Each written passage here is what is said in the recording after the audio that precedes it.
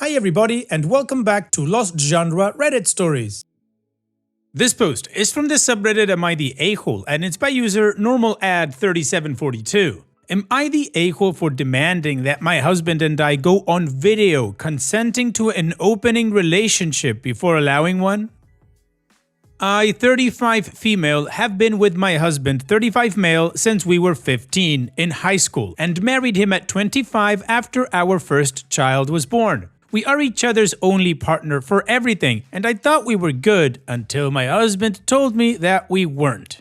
It all started when our first child, 10 female, was born and the dynamics of our relationship went through a shift. I admit that it was a bit of a challenge, but I thought we were doing okay until I got pregnant a second time and we had our twins, 6 male and 6 male.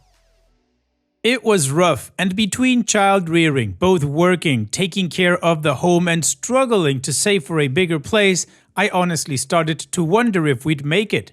We went to counseling and once all kids were in school, I felt like my husband and I were going to be okay. We moved into our home, we got a handle on our student loans, got help with childcare, received respective employment advances, and were able to make monthly date nights for each other where we could just focus on us. It wasn't perfect, but I truly believed that we were good. Then, one day, my husband approached me about wanting to bring more excitement into the relationship. At first, I thought he just wanted to spice things up, which I was down for, and we did.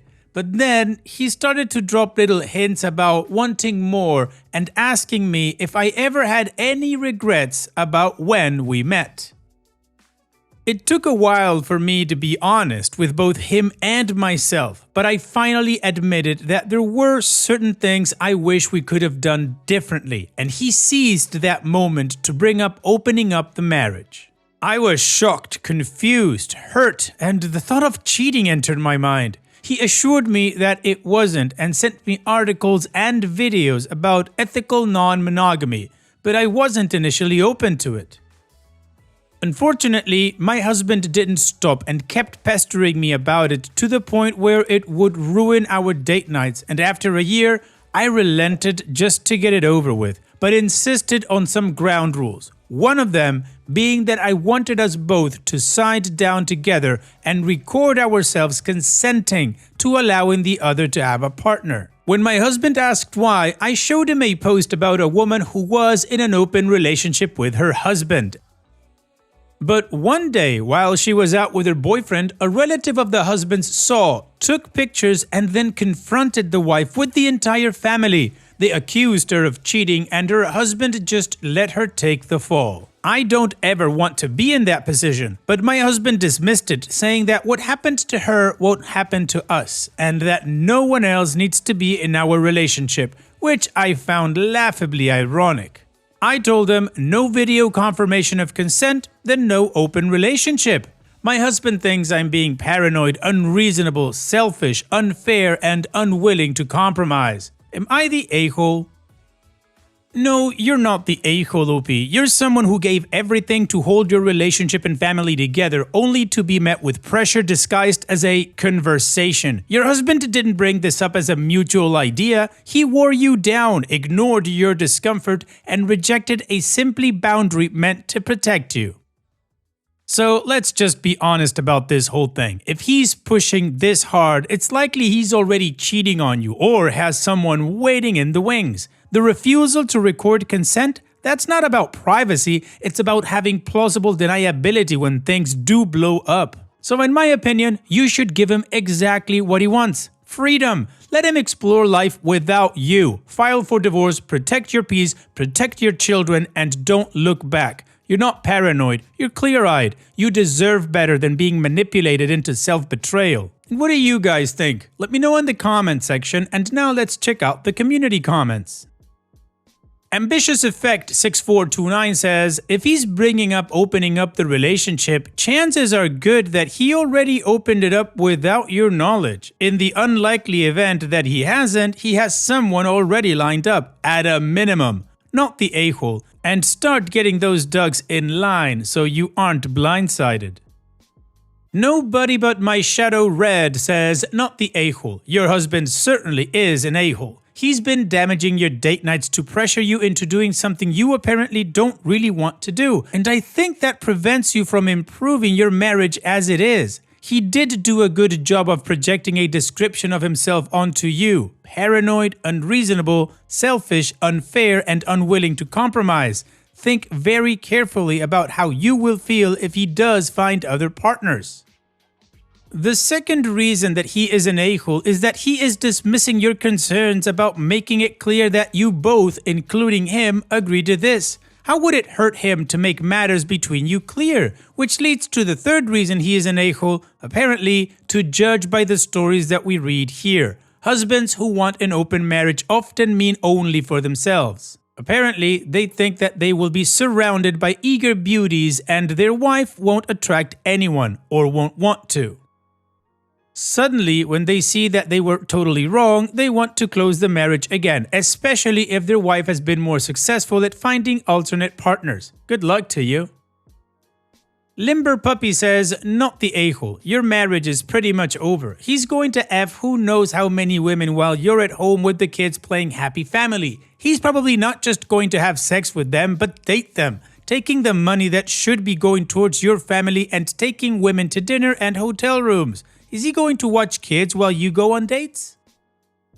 And OK Region 8207 says, as someone who is poly, my advice is don't do it. This isn't a decision you have naturally come to. He's pestered you into it, and I've seen this happen to other couples where one has pushed it more than the other. One or both of you will catch hurt feelings the first time you realize the other is in a relationship. Believe it or not, the one who pushes it is usually the one who has the first breakdown over it. You see, in their head, they're just thinking of what it means for them. And because you were reluctant, they get it in their head that you won't really go through with it. And then, when you do, they act like you've somehow done them wrong, especially if your dating life takes off and his doesn't. If you are going to go through with it, go to couples counseling first and find a therapist with experience with ethical non-monogamy. Additional information from OP's comments. So his idea of compromise to my video request is just having something in writing instead of video. However, it's harder to challenge a video than it is a signed document. That's another reason why I wanted to do the video. However, it is mostly to cover myself in case someone accuses me of cheating. My main concern is with public opinion. I don't want the people I know who I'm close to and or see every day think that I'm a cheater. One of the ground rules I set was no sleeping with someone from work, and he didn't give any pushback on that, so at the very least, I don't think he wants to sleep with anyone at work. The other ground rules are that we would have to use protection when it came to other partners, get tested frequently. If there was a pregnancy outside of the marriage, more likely on his end than mine, since I'm on long-term birth control, then the marriage would be over as I don't want to be a step-parent. And we have kids, and so not have this at home near the children. And regarding divorce, I think I'd need at least a year from now to prepare for one in order to give myself a better outcome. We have joint and separate accounts. One of the ground rules would be that our own personal accounts would be used for nothing that had to do with any outside partners. Well, the community agrees that OP is not the a-hole and that she should just get rid of the whole husband. So now, let's move on to the update to see how this story ends. Hello everyone! Some things have changed, and because I still get the occasional PM about this, I decided to give an update to my situation, and it will probably be many months before I give any new information if I update again at all. To get straight to the point, I decided to give my husband what he wanted and will be filing for divorce. For more details, please continue reading. After having yet another argument about opening up the marriage, my husband threw a fit and left the house and didn't return until the following day. It was late and I know he had been drinking a few more beers than he usually does, so I was worried and kept trying to call and text him. He didn't respond, but while I was walking around the house with worry, I noticed a pinging sound around the same time I sent my husband messages. I eventually found the iPad that he used to use and was planning on giving to his sister's stepkid and realized it was still linked to his phone. Against my looming sense of guilt, I checked his iPad and it turns out he's been messaging another woman from work for months. It wasn't just work-related or platonic stuff either. A lot of these messages were really spicy and had the occasional not safe for work pictures. They didn't show each other's faces, but I know my husband's body, and the chick he was communicating with forgot about the mirror behind her, which showed a tattoo that she had on her back on her shoulder, so even though she cut off her face, I knew who she was.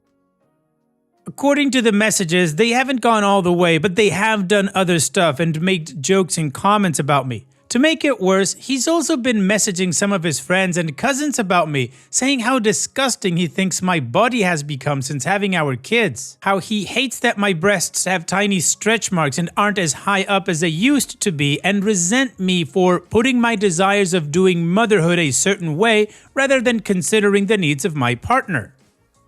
This was in reference to my choice to breastfeed instead of using formula like he kept suggesting. My heart broke and I cried as I read the messages. I guess I wasn't as quiet as I thought I was because my son woke up and asked me if I was okay. I ended up taking him to bed with me and we fell asleep snuggling. I woke up to my daughter giving me breakfast, toast with jam and a peeled tangerine with some cereal, and told me that she heard her father and I arguing and wanted to cheer me up because she knew I was sad.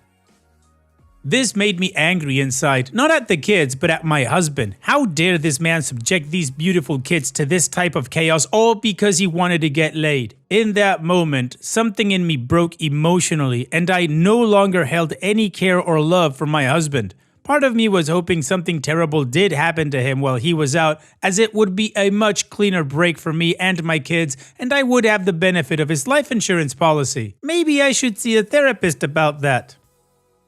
After I finished having breakfast with the kids, I let them go play while I looked up divorce attorneys and Googled state laws on marriage and divorce. My husband came back in the early afternoon. Still wouldn't say where he was, but I didn't care. He was showering. I told him that he had my permission to open the marriage. No video or written statement required. He was ecstatic, and suddenly, the fun and attentive man my husband was came back, and it made me sick. He agreed never to bring any of his conquests to the home where our children might see and use protection, but his word means nothing to me now. Over the next couple of days, I used my lunch breaks to have phone meetings with lawyers, and I believe I found the one for me. Since I gave my husband the green light, he's not being covert about his adventures and even showed me his Tinder profile. I smiled but said nothing, and I'm just collecting whatever evidence I can pass on to my lawyer. My plan is to serve him and pretend to be the aggrieved wife who found out about his adultery and lie about giving him permission to family and friends. No one outside of my lawyer knows that I'm gearing up for divorce in real life, and there is no changing my mind. Thank you for reading. Well, OP, my guess is now he's going to be wishing you guys had actually made that video. But cheaters deserve exactly everything that comes their way. So on that note, here's wishing you a speedy and easy divorce. Take care and thanks for sharing.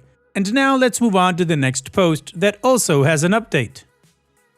This post is from the subreddit Am I the A-hole? Would I be the A-hole public? And it's by user TrySeason1221. Am I the a-hole for not going to the birthday party my sister-in-law planned for me?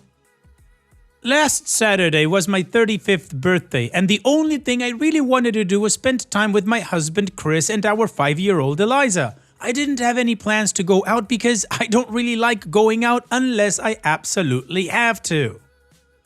I would much rather stay in if I'm being honest. Everyone who knows me knows this. Well, during one of the movies we were watching, I got a call from my sister-in-law, Whitney, 29, asking me if I would like to go bowling with her and a few mutual friends of ours. I said that I wasn't up for it and just really wanted to spend the day with Chris and our daughter since it was my birthday. She repeatedly begged me to go, but I stood firm and kept declining her offer. She was upset and just hung up on me. I sent her a text apologizing, but she just left me on read. A few hours went by when I got a call from a friend asking me why I didn't go to the party Whitney planned for me, and I told her honestly that I didn't know about any party. Whitney didn't tell me about the party when I was on the phone with her earlier in the day, and the only thing she called about was to ask me if I wanted to go bowling, which I declined to spend the day with my family. My friend called me ungrateful and rude for completely dismissing Whitney's feelings after she spent so much time planning for my birthday party. I apologize because I honestly didn't know, but my friend told me that I was still wrong to decline her offer instead of going to the party. I called Whitney after I got off the phone with my friend and asked her why she didn't just tell me about the party. I would have gone knowing that she put a lot of time and effort into planning it, but I didn't know. She told me that's the whole reason why she invited me out to bowl, because it was a bowling party for me. I felt really bad and asked if there was anything I can do to make up for her for missing the party she planned for me. She said no and then just hung up. I tried talking to her on Monday, but she was pretty cold towards me and didn't actually want to talk to me. Chris doesn't think I did anything wrong, but I can't help feel like the jerk for missing out on the party she planned for me. So, was I wrong for not going bowling when my sister-in-law invited me to? No, OP, you weren't wrong and you weren't the a-hole. From your perspective, this is the information you got. You were having your birthday with your husband and your kid just like you wanted. Your sister-in-law invited you to go bowling. You didn't want to, so you said no thank you and that was it. Why is she upset with you? Had she been upfront, had she said, hey, a lot of your friends got together and we decided to go bowling and we wanted you to come to celebrate your birthday, or something like that, then you would have gone and you would have had fun. But your friends telling you that you're wrong for not going and your sister-in-law acting all offended, I'm sorry, but none of this is your responsibility. So no, OP, not the a-hole. What do you guys think? Let me know in the comment section, and now let's check out the community comments.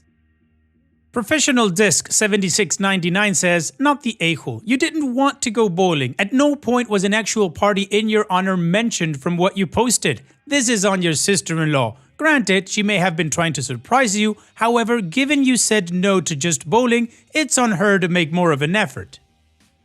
Eager Reader 007 says, not the a-hole. Unless you are an experienced user of a crystal ball, how on earth would you know it was a party for you? I'm a homegirl myself, and people always wanting you to go out with them because that's what they like gets annoying. Your birthday? Your choice. Hope you enjoyed your family time despite the interference. And Brave Engineering 133 says, no, you weren't wrong for turning down bowling. Chris is right, you had nothing to apologize for. This is the problem with surprise parties. Your sister-in-law didn't even find out if you wanted a party before she planned one. That is on her. Even at the last minute, she could have told you that it wasn't really bowling but a party she had planned without your knowing. But the surprise was more important to her. That is on her. Unfortunately, not much you can do if she wants to act like a brat about it. Not the a-hole. Well, the community in unison is in agreement that OP was not the a-hole and it's all on Whitney. So let's move on to the update to see how this story ends. So it's been a few days since I posted here and asked if I was the a-hole for not going to the party my sister-in-law planned for me, and a lot has happened since then. A day after I posted, I sat down and talked with my husband and asked Chris if he knew that Whitney was planning a party for me. He told me that he didn't know anything about this party since they talk every day, multiple times a day at that. He said he found it weird that she never mentioned it to him. I found this weird too because it didn't make sense to me and I just don't get why she wouldn't tell her brother about the party. The next day, I decided to sit down and talk with Whitney and ask why she didn't tell me or Chris about the party. She said that she didn't have to tell anything, and as her sister-in-law, I should have just gone when she invited me out to bowling. I told her that it was unfair of her to say that when it was my birthday and I should be allowed to do whatever I want on my birthday. She told me that I was a terrible person and it was unfair to make her the bad guy when this was all my fault for not going. She actually told me that I should pay her back the money she wasted throwing me a party I didn't even go to. I told her I wasn't going to do that and cut the conversation off there because we are obviously getting nowhere at this point. Later in the day, I get a call from my mother-in-law telling me that I was an ungrateful brat for not appreciating what Whitney did for me. She even agreed that I should pay Whitney back the money she used to throw the party, including decorations, food, and the cake. Chris answered for me and told his mom that I wouldn't be paying Whitney, and that was the end of that. Mother-in-law told them that it was the least I could do for not even showing up after I knew. He told her that by the time I knew about the party, it was over and I couldn't be able to go then. Mother-in-law just hung up after that. After that call, I told him I really didn't want to be around his mother and sister right now because I'm starting to feel like this whole thing is used as a way to attack me for no reason. It feels stupid to me that they are both so mad about this, but can't see how wrong Whitney was for not saying anything about the party to me or Chris. I don't want to go no contact completely, but as of right now, I am definitely going low contact with them for the foreseeable future. I don't know if this is the update that you guys wanted, but this is how things played out, and hopefully, maybe in the future, I can come back with happier news. But for now, this is where we stand, and I'm okay with that. Well, OP, you tried solving this whole situation and they just got more ridiculous. So now just let them stew in their own ridiculousness and hopefully at some point they'll understand they're wrong and apologize to you. And if not, well, that's still on them. So here's wishing you the best, OP. Thanks for sharing and take care. And that's it for today's video. Thank you so much for taking the time to watch it. Now, if you've gotten to this point in the video, I assume that you like these stories that I'm reading out. So here are a couple more that you might enjoy. And if you don't have any time to watch another story right now, save it for later. And also, don't forget to hit that subscribe button.